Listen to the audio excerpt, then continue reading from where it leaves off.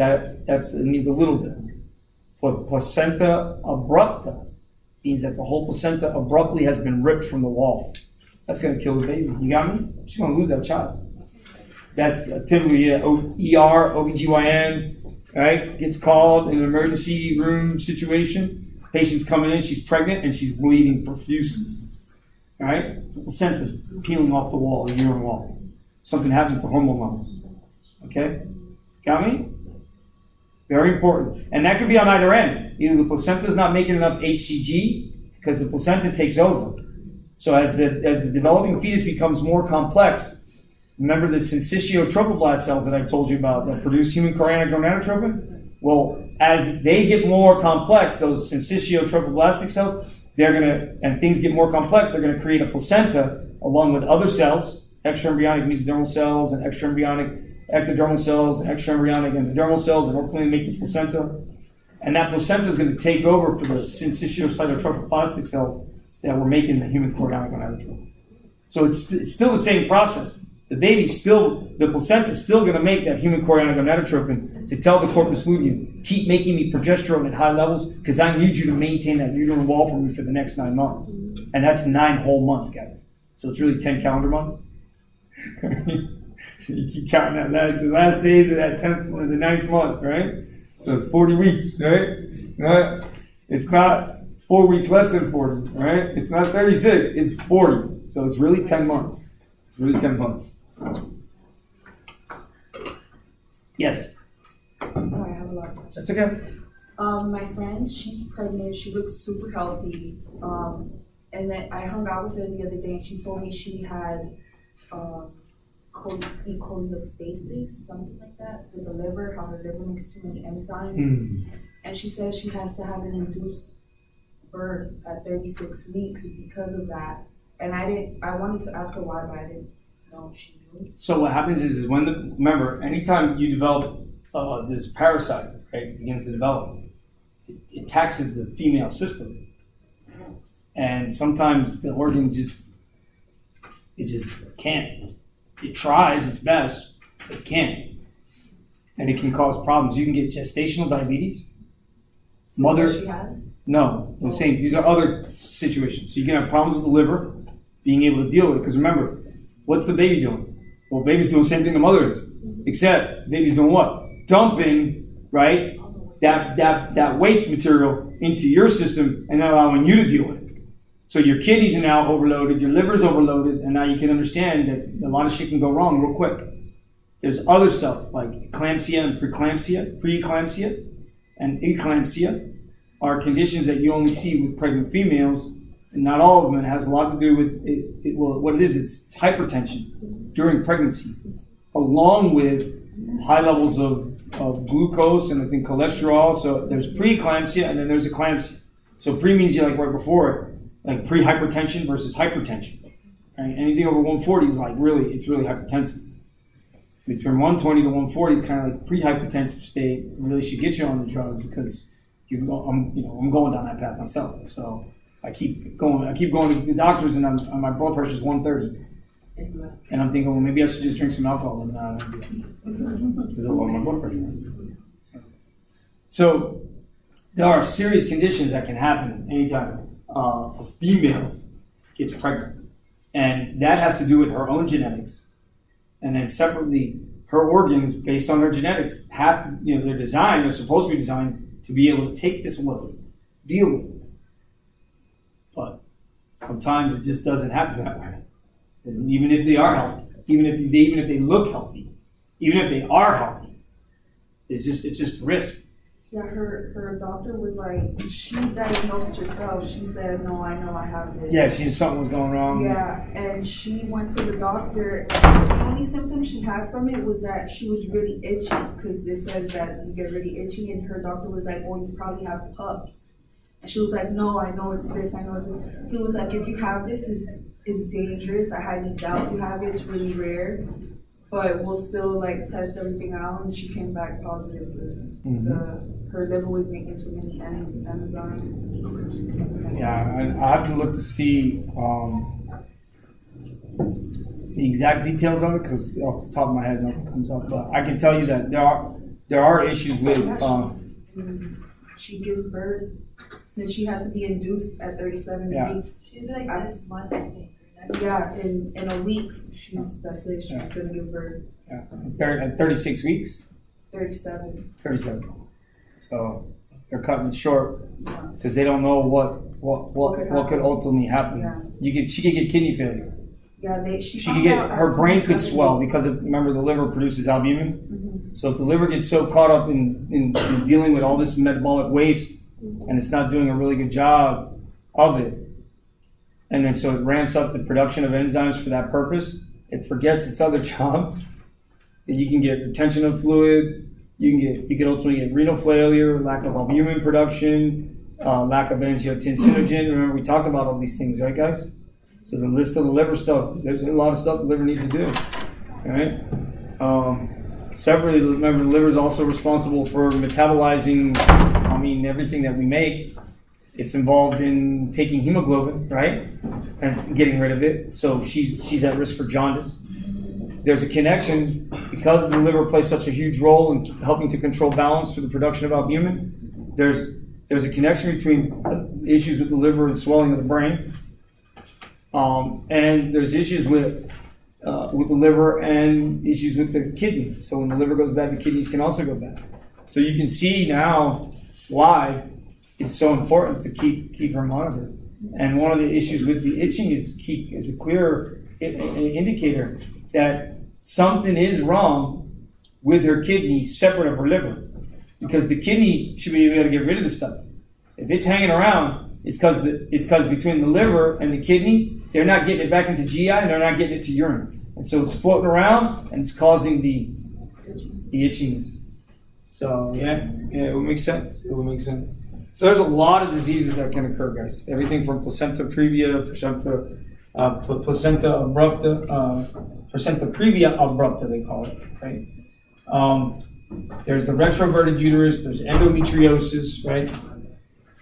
Metriosis. And of course, there's a whole bunch of these inherited diseases that we could get to. All right. So, erase this.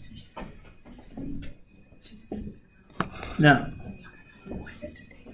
sorry. So if I look at this cell, I say, okay, well, I had to duplicate the DNA of the cell. You agree? When I duplicated it, well, I got to keep it all together.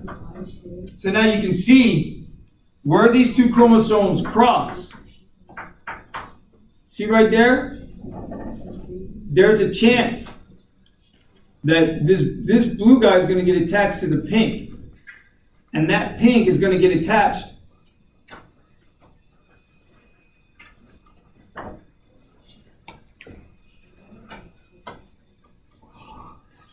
to the blue.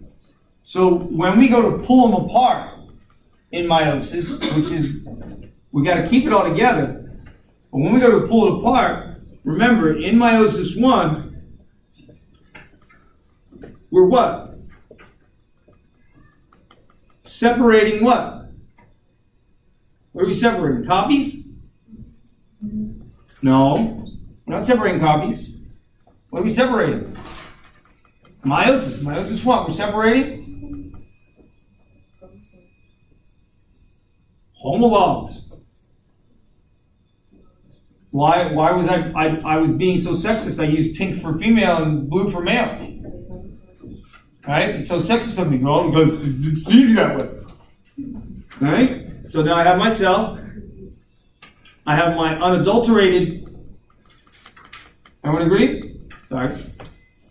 I have two cells. And then when I pull my homologs, that means I'm pulling my blues apart from my pinks. My dad's from my mom's, right? And when I do that, I have one that's not been tainted, but one that's switched genetic material. Everybody see that? And on the other one, I have what? And then one that is okay. Guys, this is just for chromosome number 1. You understand? This can happen for each and every one of the chromosomes. You understand me? we have 23 chromosomes in total. This is what explains that right there, this crossing over event, guys. So I'm going to draw them, know that they're stuck together, but I'm going to draw them separately so that you can visualize them. So, all right, so there's the one guy, and there's the other guy. And you see that event right there, that's called crossing over event. And that happens in prophase of meiosis 1. Now, did anybody look up where the egg is actually stuck? I believe it's in prophase of meiosis 1. Did anybody look that up? That your primordial follicle, the primary oocyte, is stuck in what phase of meiosis? Prophase or metaphase? I think it's meant. I think the second one is metaphase, and I think the first one's prophase. I could be wrong. It's either that or it's flipped. That the first one is metaphase and the second one is prophase. But one of them is prophase and the other one is metaphase. I can tell you that for sure.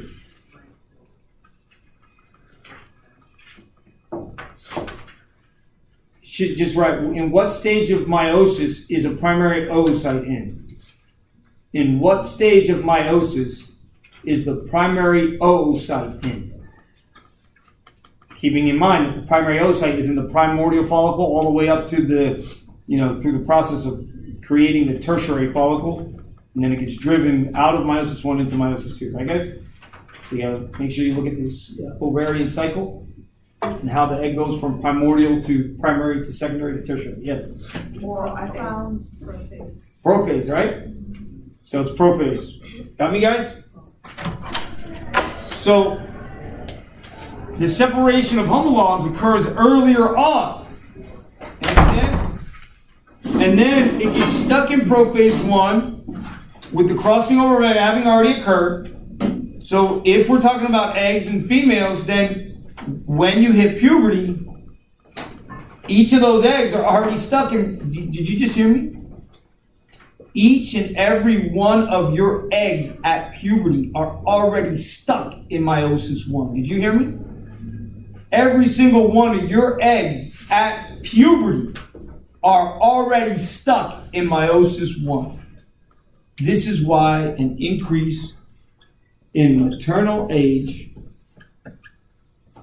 increases the risk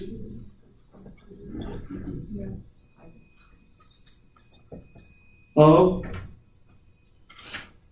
non-disjunctional events.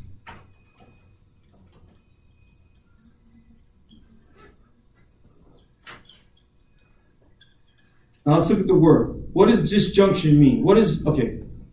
Disjunction means what? To split apart. So when I say non-disjunction, that means what? Fail to split. You got me? Fail to split apart. Or do not split apart. Right? Fails to split apart or does not split apart. And that's what's happening. So when you have an increase in maternal age, you have an increased risk of non-disjunctional events in your eggs, ladies. Why? Because your eggs are already stuck. For the first 12 years of your life, 13 years of your life, your eggs are already stuck in meiosis 1, every single one of them. And each month, right, halfway through the 28-day cycle, right, they'll be released. But before they get released, they got to finish meiosis 1 and then go into meiosis 2 and then stop meiosis 2, metaphase of meiosis 2. Everybody understand that? So I'll rewrite on the board for you. So primary oocyte to a secondary oocyte. Don't confuse oocyte for follicle, guys, right? Here we're talking about just the egg by itself, not with the supporting cells around it. So primary oocyte stuck in meiosis 1.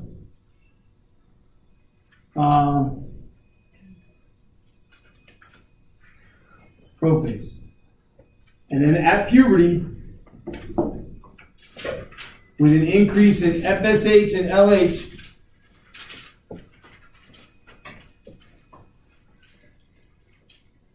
secondary oocyte, all right, and that's that will favor an increase in estrogen and progesterone.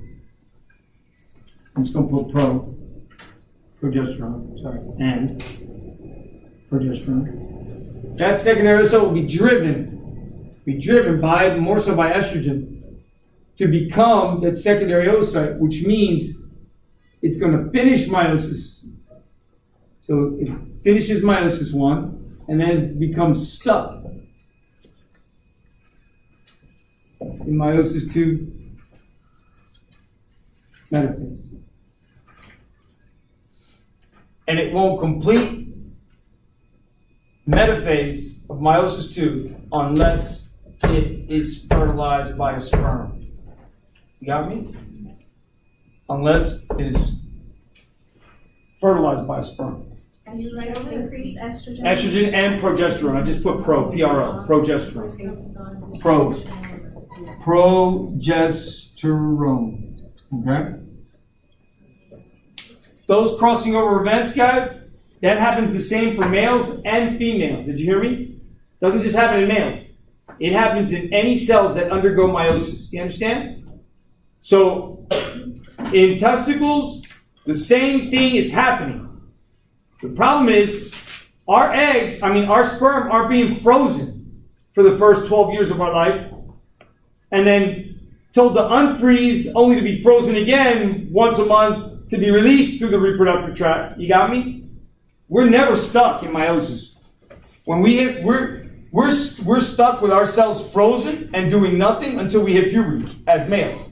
And then when we hit puberty as males, our FSH and LH spikes, they rise, and we start making, from 1, we start making 4. And we make sperm until we die.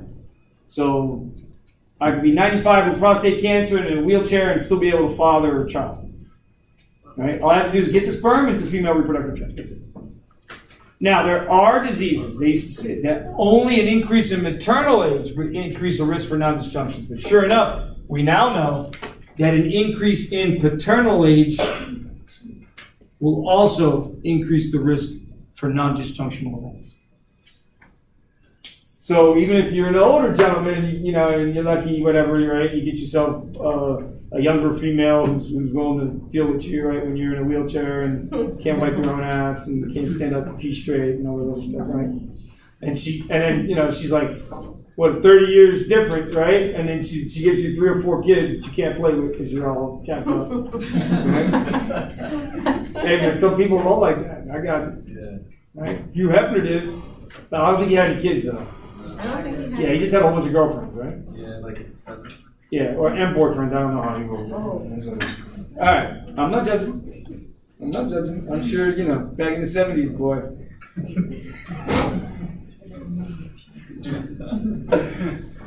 So it's true, guys. An increase in paternal age, that means father's age, and or an increase in maternal age will increase the risk for non-disjunctional events, guys. Okay? Then, what are the consequences of this non-disjunctional event? Great. I love that question. That's what I was waiting for. Somebody to ask me that question. Well, one of the non-disjunctional events, there's several of them. One of them can be that you're missing a chromosome, so you're -1. And if it's the sex chromosome, then you have this XO, it's called Turner syndrome. Mental retardation, web neck, short stature. You asked. I like the question you asked. I gave you an answer. That has to do with the sex chromosome. The X that mom had, it got stuck somewhere else. And then, or dad, for that matter. We don't know which X they got. You could test. But usually what happens is, it could be from father. So that when dad was supposed to separate X and Y in meiosis 1, what happened was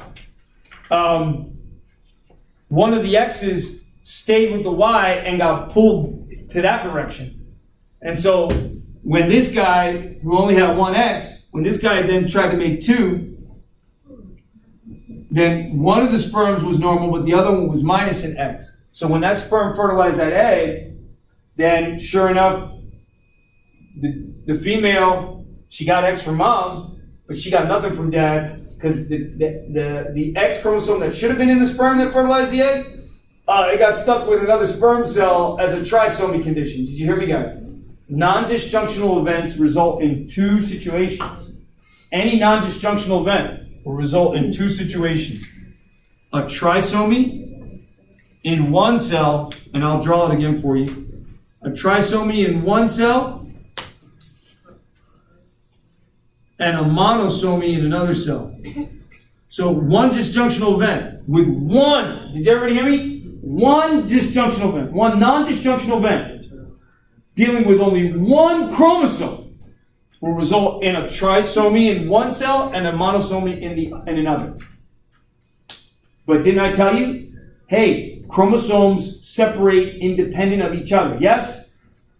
So can you imagine if I had more than one chromosome that got it all screwed up and started splitting, pulling? So I got an extra chromosome here, and then I'm missing another chromosome. I'm missing chromosome number 2 on that side. I mean, that's just, most of those guys, spontaneous abortions. Did you hear me? Most of those spontaneous abortions. And a female would not even know she was pregnant. She may maybe a little late, and then a little heavy with the blood flow, and never even know that she was pregnant. Because if the genetics is that bad, guys, yeah, sorry, we can't do this. We just can't do it. You understand? And that's what happens most times. And women don't know. Because why? Because they're not trying to get pregnant. That's why you should try to not get pregnant, so that way when you do try to get pregnant, right, you're more successful. Don't be taking the birth control. All right, you intrauterine device so that you put a big old wall in there so nothing can get up in there. All right, but you gotta be careful with the intrauterine device because you have to take it. You do have to take it out, right? You can't have it in there when you're menses, because then the blood will accumulate. You can get toxic shock syndrome. Same thing as, like, using a tampon. We're using tampons, right? Not unless you go into the pool. I don't know why you go in the pool or ocean. Calm them. Hey, Shark, come on over and eat. Why are we doing that? All right. So, meiosis 1, guys, we separate the homologs. Right? Now you guys got it, right? She's chumming the waters. For those of you who know fishing, you don't want to be chumming the waters, right, in South Florida. The sharks do come, right? They can smell a drop of blood a mile away. So they will come find you, okay? And I wonder how many shark attacks to females do they ask that question? Were you mensing? And if you were, well, you never know. You gotta ask the question, though, don't you? All right. So now, when I go to pull these apart, because remember we're talking about meiosis 1. When I go meiosis 2, what happened here? Come on, battery's on the wrong. Stop recording. So,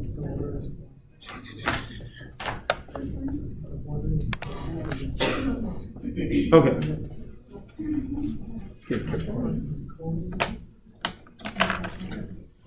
So in meiosis 2, guys, we're gonna separate.